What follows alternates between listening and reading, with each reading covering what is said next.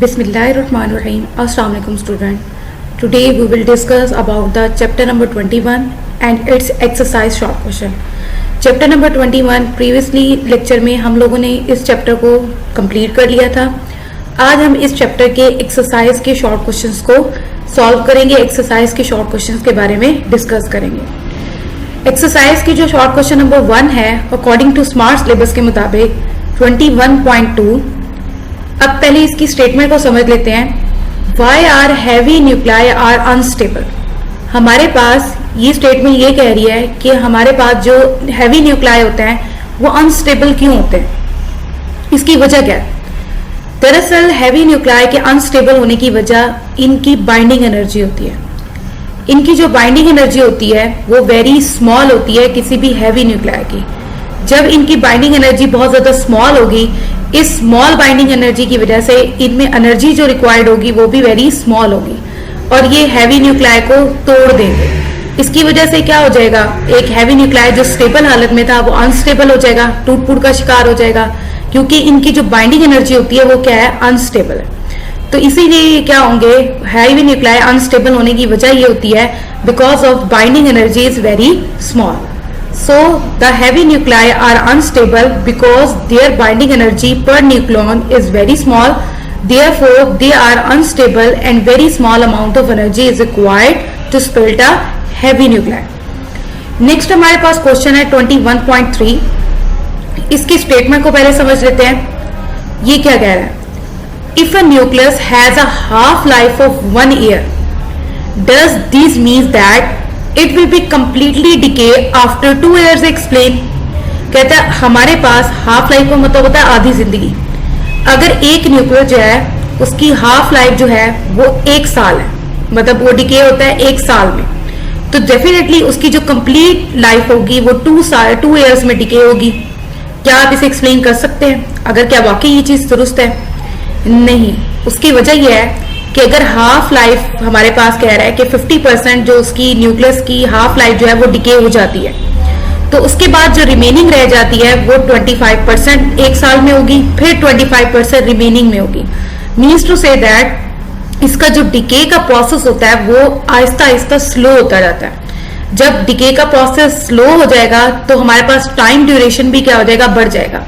तो इसका ये आंसर होगा कि अगर हाफ लाइफ जो है वो 1 ईयर में डिके होती है तो मेरे पास 2 ईयर्स में पूरी लाइफ डिके नहीं होगी, उसमें कुछ ना कुछ इन्फिनाइट टाइम जो है वो रिक्वायर्ड होगा पूरी की पूरी इस हाफ लाइफ को डिके करने के लिए, इस न्यूक्लियस को डिके करने के लिए.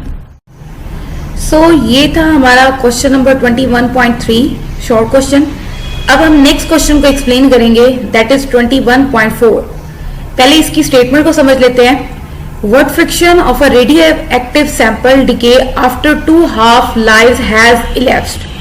मतलब जो उसकी रुकावट है, फ्रिक्शन जो है वो कितना रुकावट लगाएगी जिसकी वजह से 2 हमारे पास हाफ लाइफ मौजूद है, वो डिके कर रही है, उसकी फ्रिक्शन कितनी होगी, वो कितना रुकावट देगा, कितना अनडिके एटम्स को डिके नहीं होने देगा.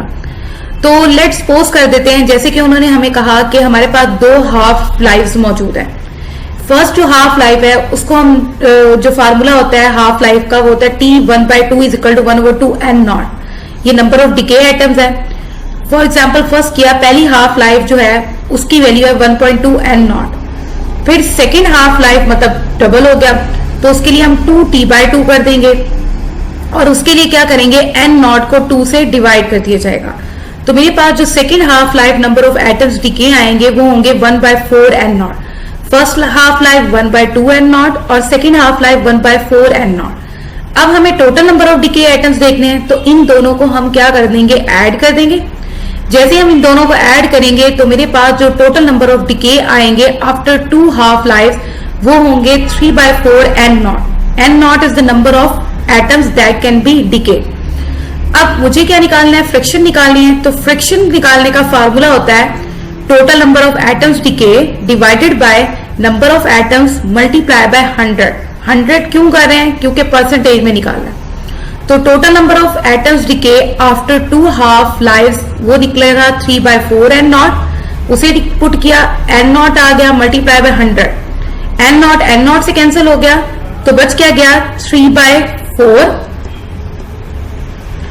मल्टीप्लाई बाय 100, ठीक हो गया। यहाँ पे आपको नजर आ रहा होगा 3/4 मल्टीप्लाई बाय 100। फिर क्या होगा, जब इसे हम डिवाइड करते हैं और मल्टीप्लाई करते हैं तो आंसर हमारे पास आता है 75%। So the number of undecayed atoms are 25%। जैसे कि पीछे हम लोगों ने निकाला, अगर टोटल 75% है तो अनडिके कितने निकल रह जाएंगे, 25% रह जाएंगे। कि डिके प्रोसेस जो हमने हाफ लाइफ में जो डिके हुए हैं वो हुए हैं 75%, लेकिन जो अनडिके हुए हैं, जो नहीं हुए, वो कितने रह गए, 100 में से 25% रह गए। तो ये था हमारा question number 21.4।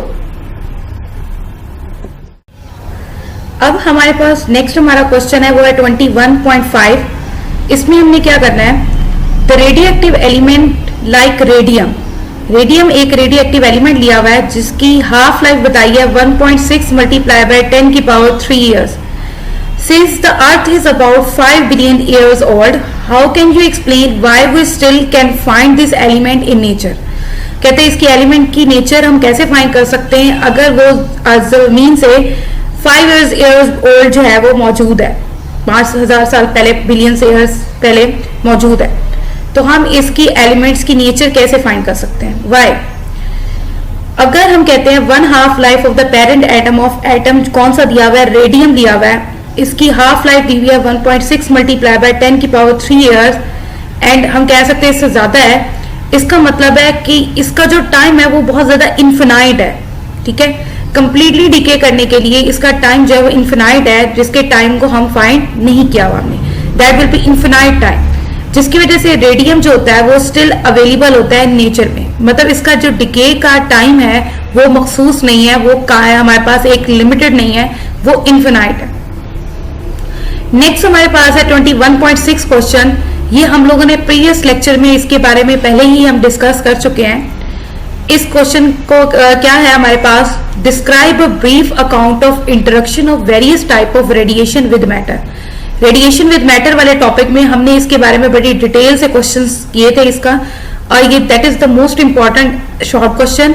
Interaction of alpha particle के बारे में एक्सप्लेन किया था विद मैटर के साथ, इंटरेक्शन ऑफ बीटा पार्टिकल के बारे में एक्सप्लेन किया था विद मैटर के साथ, interaction of gamma rays with matter के साथ पहले ही हम एक्सप्लेन कर चुके हैं। तो ये इंपॉर्टेंट शॉर्ट क्वेश्चन है। उसके बाद नेक्स्ट हमारे पास क्वेश्चन है 21.7। इसमें वो क्या कह रहा है, explain how alpha and beta particle में ionize an atom without directly hitting the electrons. कहते हैं अल्फा और बीटा पार्टिकल्स जो है वो आयोनाइज एटम होते हैं, लेकिन किसी भी इलेक्ट्रॉन को डायरेक्टली हिट किए बगैर अल्फा और बीटा पार्टिकल जो है वो आयोनाइज होते हैं। कैसे होते हैं इसे एक्सप्लेन करें। Also what is the difference in the action of the two particles for producing ionisation. और इन अल्फा पार्टिकल्स और बीटा पार्टिकल्स के दरमियान क्या करना है, डिफरेंस हमने फाइंड करके दिखाना है। इनकी आयोनाइजेशन जो वो प्रोड्यूस करते हैं उसका प्रोसेस जो है वो डिफरेंट कैसे है। तो हम जानते हैं कि अल्फा पार्टिकल पर चार्ज कौन सा होता है, पॉजिटिवली, और ये जब मैटर के साथ इंटरेक्ट करती है तो इलेक्ट्रोस्टैटिक फोर्स ऑफ अट्रैक्शन की वजह से करती है। जबकि बीटा पार्टिकल पर चार्ज क्या होता है, नेगेटिवली, और ये क्या करती है, ये रिपल्शन का प्रोसेस करती है। तो मतलब हमारे पास क्या हुआ, इससे ये चीज पता चली कि अल्फा पार्टिकल जो होते हैं because of positively charge particle होने की वजह से इनमें इलेक्ट्रोस्टैटिक फोर्स ऑफ अट्रैक्शन होती है, जबकि beta particle negatively charge particle की वजह से ये जो आयनाइजेशन प्रोड्यूस करते हैं ड्यू टू रिपल्शन की वजह से करते हैं, ठीक है। उसके बाद इन्होंने कहा कि इनमें डिफरेंस क्या है इनके एक्शन में। तो जैसे कि बताया हम लोगों ने कि ये अल्फा पार्टिकल जो है वो इलेक्ट्रॉन्स पर स्ट्राइक करते हैं, मतलब इनको अट्रैक्ट करते हैं, और बीटा पार्टिकल्स क्या करते हैं, इलेक्ट्रॉन्स को रिपेल का काम करते हैं। तो इनमें डिफरेंस भी यही है जो अभी हमने एक्सप्लेन किया। फिर नेक्स्ट हमारे पास शॉर्ट क्वेश्चन है 21.8, that is the most important short question. पहले इसकी स्टेटमेंट को समझ लेते हैं। A particle which produce more ionisation is less penetrating by. एक पार्टिकल जो है वो बहुत ज्यादा आयोनाइजेशन प्रोड्यूस करता है, लेकिन इसकी पेनिट्रेशन जो होती है वो बहुत ज्यादा लेस होती है। क्यों होती है, वाई, ये बताएं। एक पार्टिकल जब बहुत ज्यादा मोर आयोनाइजेशन प्रोड्यूस करता है तो ये अपनी एनर्जी बहुत ज्यादा लॉस कर देता है, ठीक है, ड्यू टू किसकी वजह से, एटम के साथ कोलाइड की वजह से, कोलाइजन की वजह से। जब मोर आयोनाइजेशन प्रोड्यूस करता है तो ये अपनी एनर्जी, ज्यादा से ज्यादा एनर्जी को लॉस कर देता है। और इसका जो आयनाइजेशन का प्रोसेस है वो कंटिन्यू होता रहता है, वो चलता रहता है। और एनर्जी जब पूरी की पूरी लॉस हो जाती है तो ये पार्टिकल जो होता है वो रेस्ट में आ जाता है। जब वो रेस्ट में आ जाता है इसका मतलब क्या हुआ, ये लेस पेनिट्रेटिंग पावर हो गया। अब ये रेस्ट में आ गया, अब ये पेनिट्रेट नहीं कर सकता। जैसे कि जो अल्फा पार्टिकल होता है वो हाईली आयोनाइजेशन होता है, लेकिन पेनिट्रेशन जो इसकी होती है वो लेस होती है। तो क्लियर हो जाना चाहिए कि एनर्जी ही बहुत ज्यादा लॉस करने की वजह से एक टाइम ऐसा आता है कि एनर्जी पूरी कंप्लीटली लॉस हो जाती है और पार्टिकल रेस्ट में आ जाता है। तो इस फॉर्म को क्या कहते हैं, लेस पेनिट्रेटिंग पावर कहते हैं। तो इसी वजह से हमारे पास एक पार्टिकल जो है वो मोर आयोनाइजेशन प्रोड्यूस करेगा और पेनिट्रेशन जो होगी इसकी वो लेस होगी। उसके बाद हमारा नेक्स्ट क्वेश्चन है short question 21.9।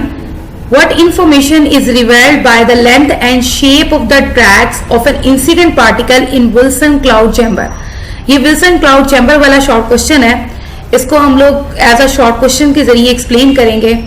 Wilson cloud chamber ने अल्फा पार्टिकल्स, बीटा पार्टिकल्स और गैमा पार्टिकल्स को अपने नजरिए से एक्सप्लेन किया था।